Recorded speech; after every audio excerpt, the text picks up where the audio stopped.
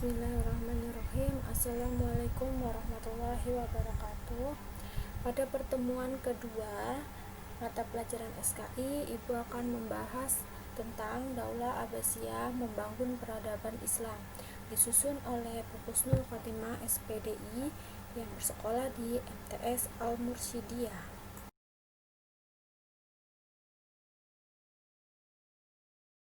Kompetensi dasar 3.1 Menganalisis sejarah berdirinya Daulah Abbasiyah. Indikator 3.1.1 Menjelaskan proses berdirinya Daulah Abbasiyah. 3.1.2 Menyebutkan penguasa Daulah Abbasiyah. 3.1.3 Menjelaskan pohon silsilah Daulah Abbasiyah. 3.1.4 Menjelaskan keruntuhan Daulah Abbasiyah. Proses berdirinya Daulah Abbasiyah. 1. Pendiri Daulah Abbasiyah yaitu Abdullah al-Safa bin Muhammad bin Ali bin Abdullah bin al-Abbas. 2. Daulah Abbasiyah berkuasa dalam rentang waktu yang panjang selama 550 tahun atau biasa disebut dengan 750 sampai 1258 Masehi yang berpusat di Baghdad. Yang ketiga, Ali bin Abi Abdullah wafat di tahun 124 Hijriah atau 742 Masehi. 4. Ambisi Ali bin Abdullah selanjutnya dilanjutkan oleh putranya yaitu Muhammad bin Ali. Dalam rangka mewujudkan cita-citanya itu, ia menjadikan kota Kufah dan Khurasan sebagai basis gerakan anti Daulah Umayyah. Namun Muhammad bin Ali lebih dahulu wafat di tahun 127 Hijriah atau 745 Masehi sebelum cita-citanya meraih kekuasaan terwujud. Terakhir, Ibrahim bin Muhammad SAW bertekad melanjutkan perjuangan para pendahulunya sepeninggal Muhammad bin Ali. Pada tahun 128 Hijriah atau 746 Masehi, Ibrahim bin Muhammad tertangkap oleh pasukan Daulah Umayyah dan wafat dalam pengasingan. Para penguasa Daulah Abbasiyah. Daulah Bani Abbasiyah berkuasa selama 5,5 abad, yaitu pada abad 132 sampai 656 Hijriah atau 750 sampai 1258 Masehi. Dalam masa kekuasaannya tersebut ada 37 khalifah yang pernah memimpin. Mereka telah banyak mengukir prestasi dalam berbagai bidang, seperti kemajuan di bidang administrasi pemerintahan, bidang kemajuan ilmu pengetahuan, kemajuan bidang politik, bidang militer, bidang ekonomi, bidang arsitektur, dan lain sebagainya. Nah, ketiga 7 khalifah tersebut diantaranya 1. Abu Abbas As-Safa, yaitu pada tahun 750 sampai 754 Masehi. 2. Abu Ja'far Al-Mansur pada tahun 754 sampai 775 Masehi. 3. Al-Mahdi 775 sampai 785 Masehi. 4. Musa Al-Hadi 785 sampai 786 Masehi. 5. Harun Ar-Rasyid yaitu 786 sampai 809 Masehi. 6. Al-Amin 809 sampai 813 Masehi. 7. Al-Ma'mun yaitu 813 sampai 833 Masehi. 8. Al-Mutashim 833 sampai 842 Masehi. 9. Al-Watsiq Billah 842 sampai 847 Masehi. 10. Al-Mutawakkil Allah 847 sampai 861 Masehi. 11. Al-Muntasir Billah 861 sampai 862 Masehi. 12. Al-Musta'in 862 sampai 866 Masehi. Para penguasa Daulah Abbasiyah. 13. Al-Mutazbilah 866 sampai 869 Masehi. 14. Al-Muhtadi Billah 869 sampai 870 Masehi. 15. Al-Mu'tamad Allah 870 sampai 892 Masehi. Yang 16. Al-Mu'tadi Billah 892 sampai 902 Masehi. 17. Al-Muqtadir Al-Mu'tafibilah 902 sampai 908 Masehi. 18. Al-Muqtadir Bilah 908 sampai 932 Masehi. 19. Al-Qadir Bilah 932 sampai 934 Masehi. 20. Ar-Radi Bilah 934 sampai 940 Masehi. 21. Al-Muttaqi Lillah 940 sampai 944 Masehi. 22. Al-Mustaqfi Bilah 944 sampai 946 Masehi. 23. Al-Mudhilah 946 sampai 974 Masehi. 24. At-Ta'illah 974 sampai 991 Masehi. 25. Al-Qadir Bilah 991 sampai 1031 Masehi. 26. Al-Qaim bi Amirillah 1031 sampai 1075 Masehi. 27. Al-Muqtadi bi Amrillah 1075 sampai 1094 Masehi.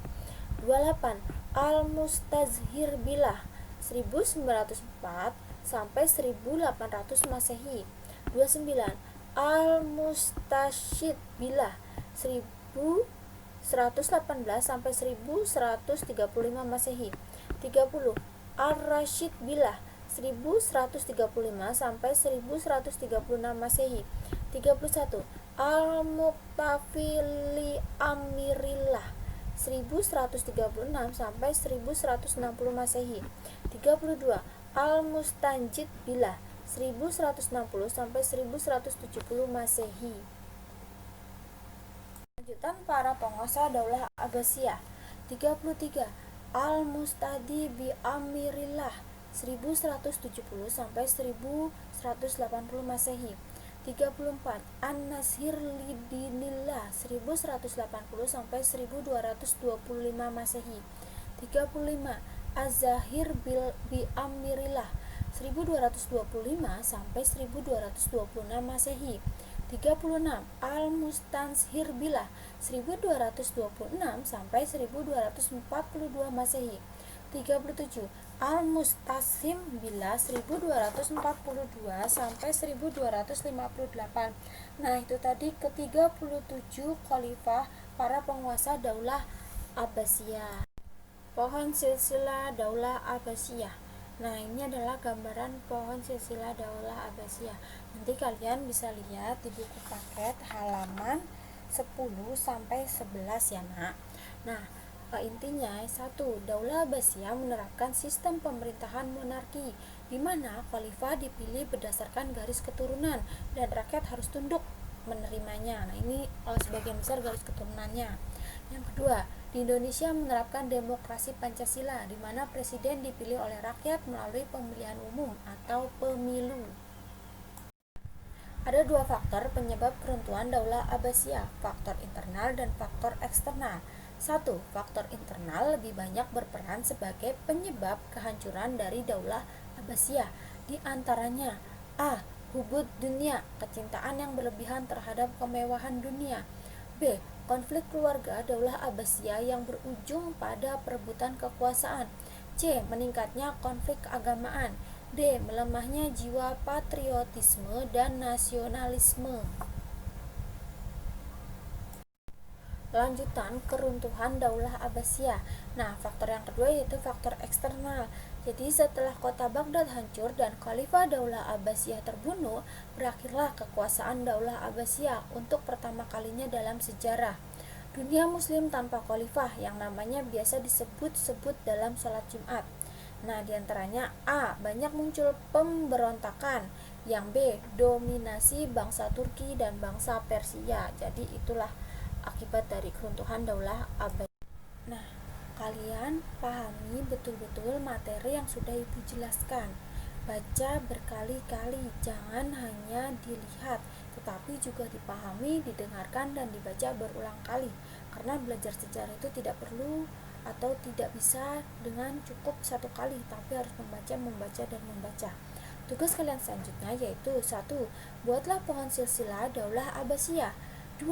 Buatlah resum tentang beberapa faktor pendukung berdirinya Daulah Abbasiyah. 3. tuliskan interpretasi kalian tentang pemimpin yang adil dan apa dampaknya bagi negara atau bangsa tersebut. 4. Bagaimana pendapat Anda tentang sistem pemerintahan dahulu dengan sistem pemerintahan yang sekarang? Jelaskan. 5. Seandainya kalian gambarkan proses berdirinya Daulah Abbasiyah dengan pemahaman kalian, nilai positif apa yang dapat kalian ambil dalam kehidupan sehari-hari? Ingat, tugas ini dikerjakan. Setelah dikerjakan, kalian foto tugasnya lalu kalian kirim ke Google Classroom. Ingat, ada batas pengumpulannya. Jika kalian terlambat dalam mengumpulkan tugas tersebut, maka akan ada pengurangan nilai. Terus habis itu kalian jangan sampai kalian nyontek apapun nirun sama temennya. Kalau bisa kalian kerjakan sendiri ya. Ibu tunggu jawaban kalian. Nah, kalian pahami betul-betul tentang materi tadi yang sudah Ibu jelaskan. Karena pelajaran sejarah itu perlu membaca dan membaca. Kalau kalian tidak membaca, kalian tidak akan tahu yang sejarah sebetulnya. Nah, tugas kalian yaitu 1. Buatlah pohon silsilah Daulah Abbasiyah. 2. Buatlah resume tentang beberapa faktor pendukung berdirinya Daulah Abbasiyah. 3. Tuliskan interpretasi kalian tentang pemimpin yang adil dan apa dampaknya bagi negara atau bangsa tersebut. 4. Bagaimana pendapat Anda tentang sistem pemerintahan dahulu dengan sistem pemerintahan yang sekarang? Jelaskan. 5. Seandainya kalian digambarkan proses berdirinya Daulah Abbasiyah dengan pemahaman kalian, nilai positif apa yang dapat kalian ambil dalam kehidupan sehari-hari? Nah, kalian kerjakan tugas ini di buku SKI, tidak boleh dicampur-campur. Kalau sudah selesai, kalian foto lalu kirim tugas tersebut ke Google Classroom. Ingat, ada batas pengumpulannya. Jika terlambat dalam mengumpulkan tugas, maka akan ada pengurangan poin. Jadi jangan sampai terlambat ya nak. Dan juga kalau bisa kalian ngerjainnya sendiri, jangan nyontek. Oke, mungkin Ibu cukupkan sekian materi dari Ibu. Sampai berjumpa kembali di pertemuan selanjutnya. Terima kasih Ibu ucapkan. Wassalamualaikum warahmatullahi wabarakatuh.